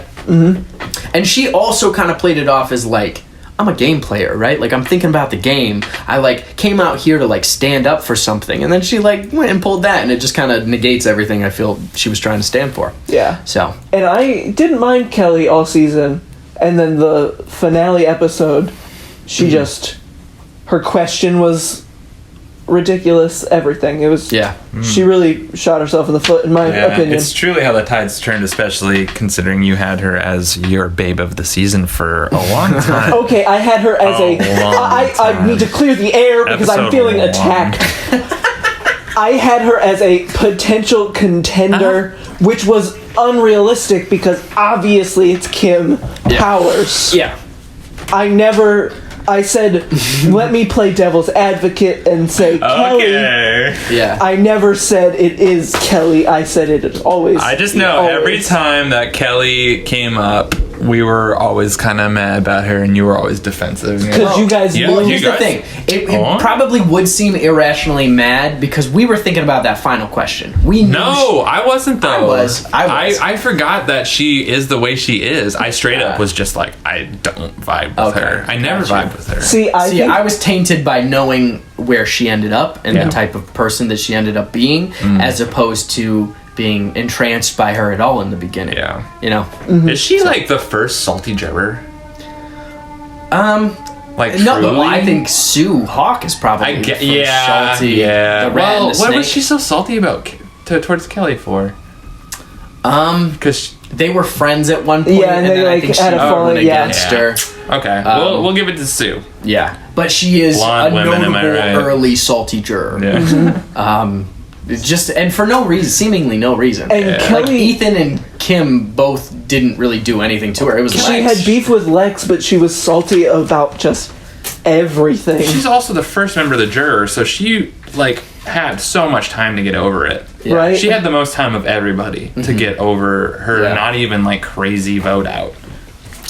I don't know. I This think, isn't the. Sorry, go ahead. well, no, I'm not sure there is like a proportionate amount of time of how long you spend in Ponderosa versus how angry you are, because like there are certain times somebody who like just got voted out is like, hey, like I'm They just pretty come okay back, with yeah, this. like, It let's certainly do this. depends on Yeah, the person. I would. now. That's true. But like, what my thing with Kelly is, it like truly. I mean, You had a lot of time to reflect and you didn't do shit. yeah, it's a very vindictive way to behave. Like, I mean, what day did she's out at day, let's number crunch it, day 24. And then day 39 comes around and she's still just as salty as if she left She that just- morning. Well, and also She she sat wore there that. stewing. Yeah. She wore that shirt when Lex said something about the walk of shame or something. He called Oh, like yeah. getting voted out the walk of shame. Right. She showed up next with like this bejeweled shirt that says shameless, Shameless. or something. Maybe she loves that show. I don't Yeah. know. But like it I just don't seemed think kind of she did. soft. It wasn't around. I don't think in 2001. this one's for Bill Macy. But I guess part of Bill the Macy. That's what he goes by. Okay. Yeah, he goes by Bill. I don't know him personally. My stepbrother worked on a movie of his. Oh. Flex. Those who know him call him Bill. Call him Billy. Those who know him call him Bill. That's how he introduces himself. Firm handshake, apparently. Oh, Wow. Yeah. I mean, you look at that guy and you're like, Yeah. firm Yeah, handshake. William. handshake. Yeah, Yeah. He's got some BDE. a lot like Zach. Rocks a pretty good mustache. Yeah. Thank you. I am rocking a mustache right now, and I'm keeping it. As you should. Thank you. Thank you. Sometimes mustaches come off a little, not great. Yours is coming off pretty good, I gotta say. Thank you. It's the nose ring. Yeah. It's the nose ring, yeah. Yeah. it Shows really- that you're hip it's the and not little creepy. accent. Definitely not good. It sets you apart. Thank you. I think part of the just to work out the kinks of Sia's little See his biggest stinker? Yeah. little trash boy. What He is a little trash Yeah. boy. are we He's a little dumpster diver. are we considering Sia currently reflecting on these seasons like we are, or are we thinking of like how old is she in 2001? How old is Sia? Who does she vibe Wait. with at that point in time? How old is Sia in 2001? Do you want a number? I kind of Number do. crunch. How old is Sia at this point in time? Because we want to know, like, Well, what. I Yeah, don't know. current Sia wouldn't fuck with Frank, right? Yeah. Yeah, no way. Oh, definitely not. But, So you, but okay. what if, like, is it modern day Sia from all eras, or is it however old Sia is at this point in time?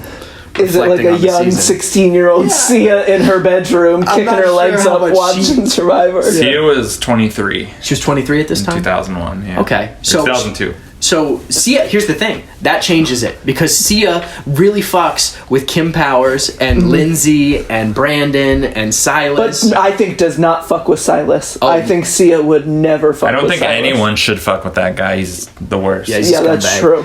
So I don't think, but I agree she would fuck with Brandon, I think. Yeah. I think she would like Kim a lot. I think Yeah. she wouldn't like Kelly because obviously, who would? I'm sorry, Kelly, that was mean. You're probably an okay person. I think probably Sia's biggest stinker is still probably Frank. Yeah, I because think she's so. siding with Brandon and she's friends with Brandon because she's right in that age bracket, and Frank is being mean towards So I would say Frank is probably Sia's stinky Sia's man. biggest stinker.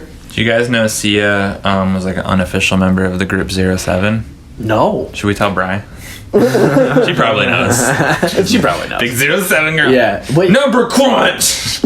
like unofficial. Like, she write lyrics, or I mean, there's no lyrics, It's right? frequent contributor is what she's known as. But yeah, it's Interesting. It's in the Wikipedia. Good for Sia. Yeah, if you go to 07's Wikipedia page, it's band members blah and blah with frequent collaborator Sia. Sia.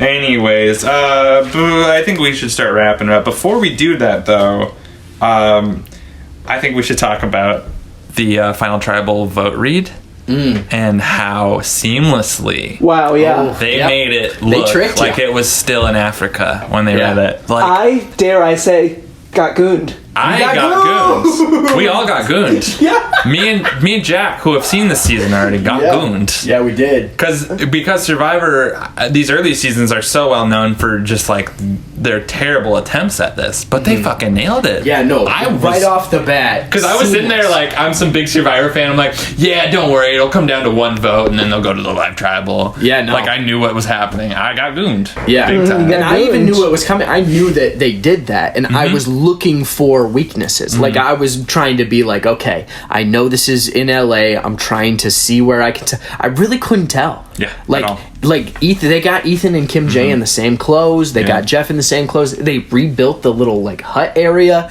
Like it was really seamless. Honestly, yeah. But yeah, you got gooned hard, bro. So I just I did my own little number crunch here. You're stepping out of your jurisdiction, brother. I know, I'm sorry. Stay in your lane. If What it's the any, fuck? If it's any credit, I didn't come up with anything. But hey, Good. we like to check the growth because just along for the ride, right? not- and now we're researching things. We're paying attention to gameplay, right? So what I went to research was who the editor of that episode was, and apparently it was edited by a whole team of people because of course course. it was. Of course. What I edit for a living. Of course it was edited by a think team Brian of people Gumbel's in the sitting in the studio, editing like, booth. yeah. Ooh, this is the one. Wow. Honestly, real credit goes to the production design and Yeah, they killed it. the lighting and the camera work because it really truly looked exactly the same as it Unsung looked in heroes. Africa. Yeah, it looks. Yeah. I mean, beautiful. Yeah, I agree. The reason I looked at the editors, though, because I want to shout out whoever edited that segment.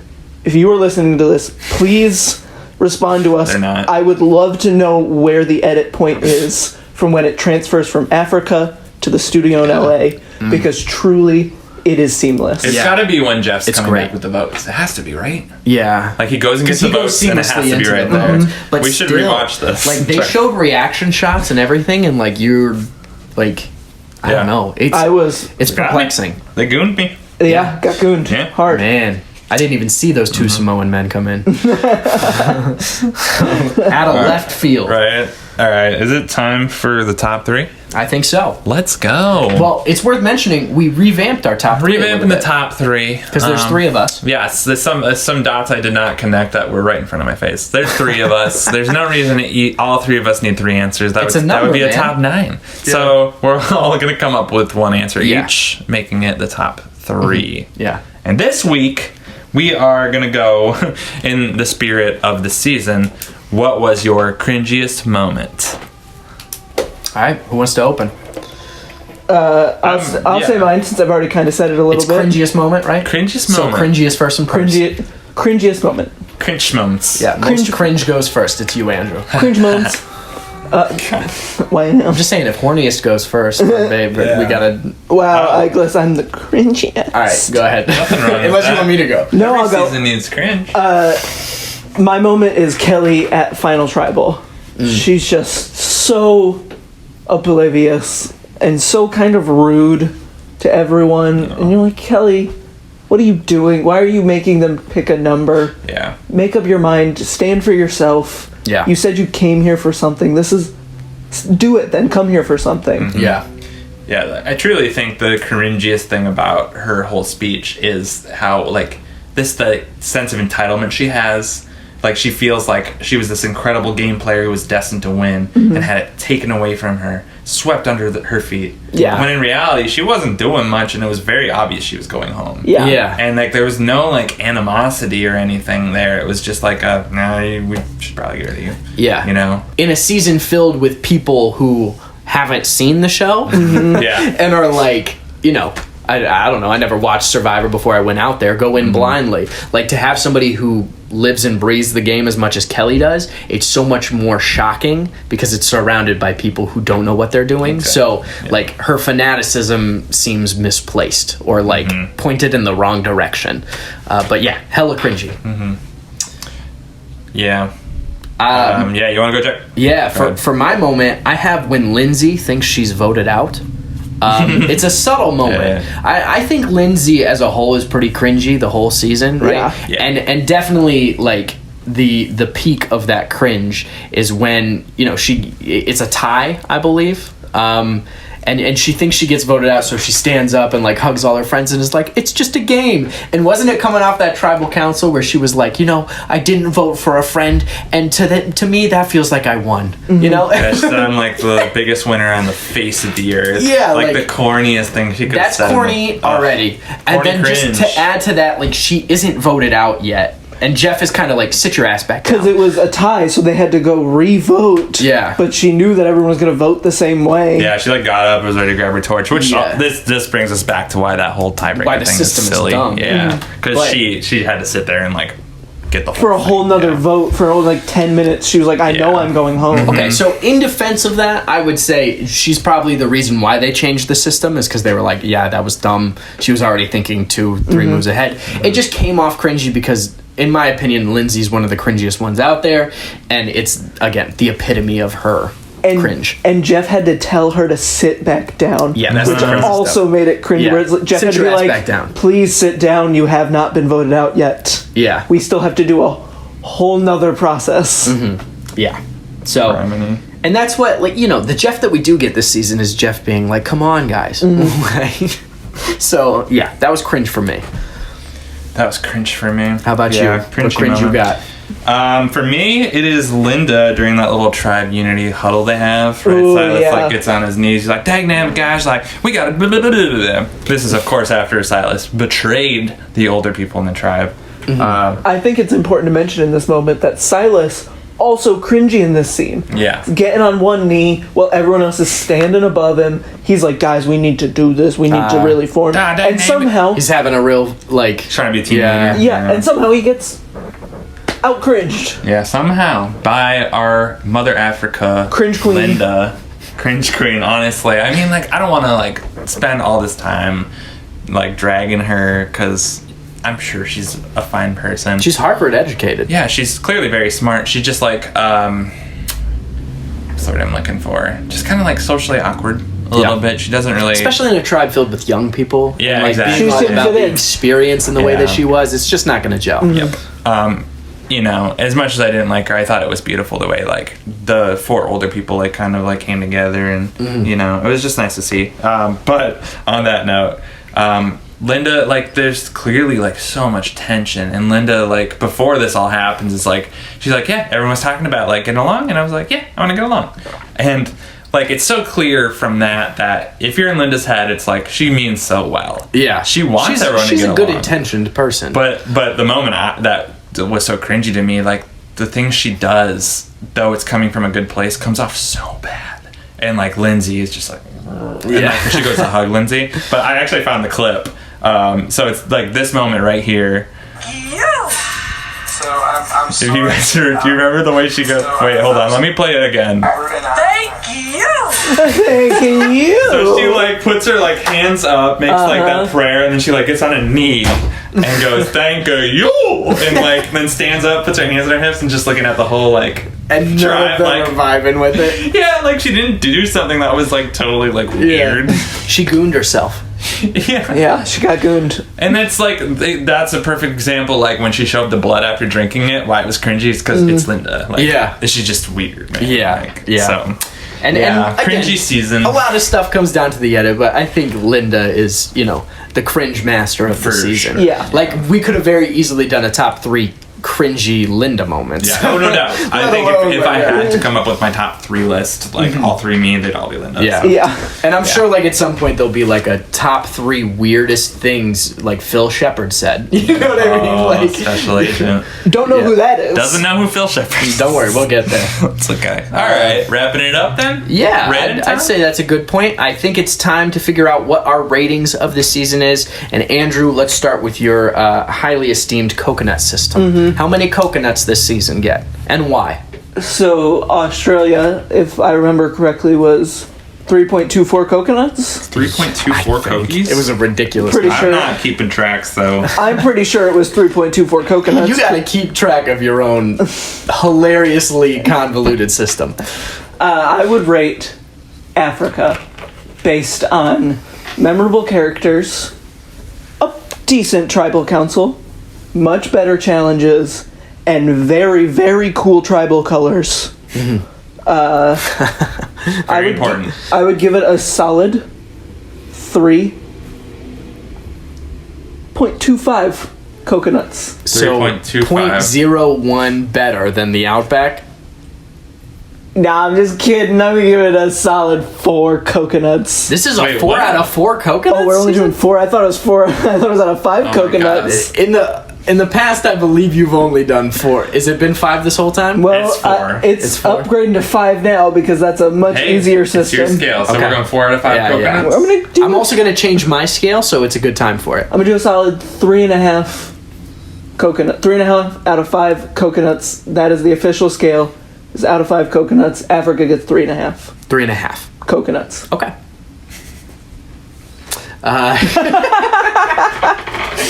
Yep. I hope that was funny for the audience because it was only kind of funny It here. was mostly frustrating. I'm just kidding. Yeah.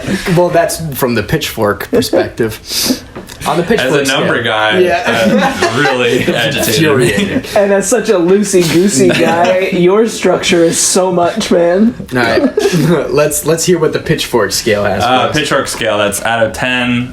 We're going 6.5. Okay. To remind everybody, I had Africa 8.3. So significant difference. Australia 8.3. I'm not great with continents, apparently. Yeah, so keep me in check. let's start that over. We had Australian Outback. We should just always be calling it the Outback. Yeah. To save a little bit of confusion. Outback 8.3, Africa 6.5. It was fun, but it wasn't. It was fun. Yeah, the question. It was. You guys agreed, right? Okay. No, I mean it is a fun season. There's a good cast, but I just think like so much of the reason this season is not exciting is because of where they are and like what they're given. Right, they're starving. They're kind of just like in this plain in the middle of the what is Africa, jungle? Or? It is definitely not a jungle. A desert. There's actually, from what I learned about The jungle, plains, yeah. the highlands. Yeah, I don't know. the African plains. Wherever they are, yeah, they're like on a plain. Sahara. Anyways. No, wait, that's a specific. That's a desert in Africa. But this is not that specific desert. Speaking Yeah, of, Matthew but the McConaughey. location and the living conditions of the season just kind of, I don't know. I don't think it did the game justice, and it's apparent when you watch the whole season. Yeah. I was really excited coming in because I thought this was a lot better than I remembered, but it wasn't. Yeah. So. How about you? What, you were gonna say something? It is interesting to just kind of drop them in a place that's just like in the middle of Yeah. a very large continent and not just like an island somewhere. And I'm sure that Survivor China makes more sense to you now Yeah, than it definitely did when we does. brought it up in the pilot. Yeah, Because it's just a small section, Mm-hmm. right? And this is like literally, especially since like they have those fences, right? It's like this is your area. Like, your camp is within this fence, And if please you go do not go outside of it. You get eaten by lions. Like that's kind of your That's Which crazy. it is. crazy. Like this is the most dangerous season for sure up to this point. Also with how little they eat. true. So I'm renovating my scale as well, right? We've gotten Rotten Tomatoes. I'm mashed potatoes. Ooh, I'm the certified mashed potato. scale. Mashed potato right? scale. So it's going to be a percentage out of 100. And this is going to be 55% on the mashed potato scale. Out of curiosity, Rotten Tomatoes at like I don't know the exact number, Mm-hmm. but it's somewhere around like I think 70 and 80. Certified It rotten? gets certified fresh. Ooh. So do you have certified mashed? gravy. It's certified gravy. Oh. Certified mashed? Because, like, you ever had mashed potatoes? That's hilarious. You ever had mashed potatoes where they're, Yeah. like, not 100% mashed? They're not mashed great? Yeah. If Certified mashed. 20% is basically chunky tomatoes. Yeah. Exactly. Potatoes. It's- potatoes. Yeah, I'm sorry. It's how mashed are these potatoes? Yeah. Right? Are they French fries or are they mashed? I think you This should be whole- certified is mashed. this straight sud or is this mashed? See, personally, I think potatoes are better the further away from mashed we go. So for my personal mashed potato scale, like if it were 0% mashed, I guess that's very mashed, but that's not as good. I don't know. Anyway. All right, everybody, This is favorite form of pointless. potato, go. Favorite form of potato is probably baked. Not like a baked potato, but like potatoes cut up and baked. Like breakfast potatoes. I love them. How about you, Zach? I don't have an answer because the question was a bit. Okay, I say Mr. Potato Head. Perfect. That's my favorite. Because he type can of change his potato. nose. Yeah, and you can switch him up. Okay, anyway, sorry. Potato scale, let's go. Yeah, on the mashed potato scale, Right. I would give this a 55%.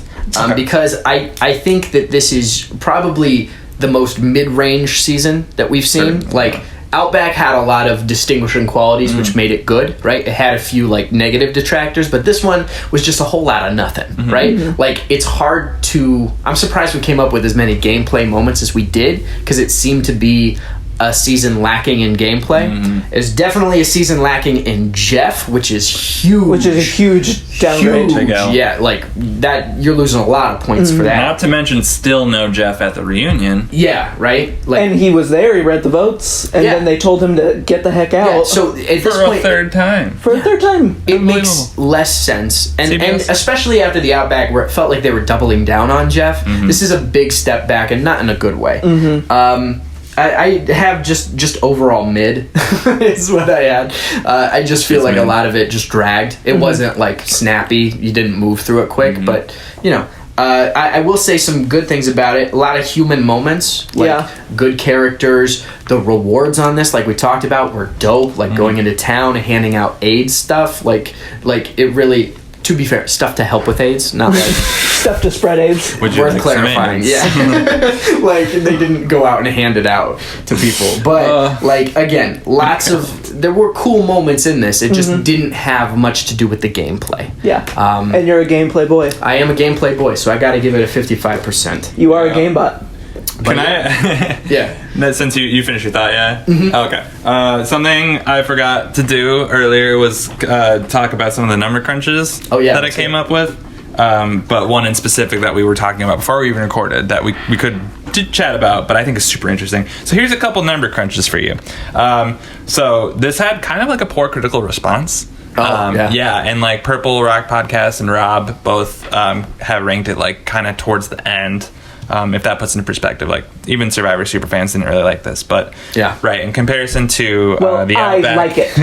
in comparison to the Outback in Borneo, it is considered like kind of like a dud Yeah. critically, largely due to the location and the living conditions, as I kind of mentioned. Yeah. It's the first time we get a tribe swap Yep. before the merge. Huge. Huge. Also, this is the first season where the winner is decided by more than one vote, which is interesting. Yeah, that is So it's a little more of a Yeah. runaway. It's a little bit more of a runaway. It's kind of the real first one is 5-2. Yeah. So we had that. And this is the only season with Loved Ones Challenge where the loved ones weren't like actually on location, or at least one of gotcha. them. Yeah, because they Oh, didn't yeah, bring they anybody. didn't bring anybody in. Yeah, there was They no did- boat captain. They did do a There's no fun boat challenge captain. with it though. The like, guess what your loved one said about you. I really did like that. As a person who hates all of the loved one challenges, Yeah. this was my favorite. Oh, okay. So I loved how they kind of High praise. weaved the people into it instead of just being like, hey, come out here and if your family member doesn't win, get out. yeah.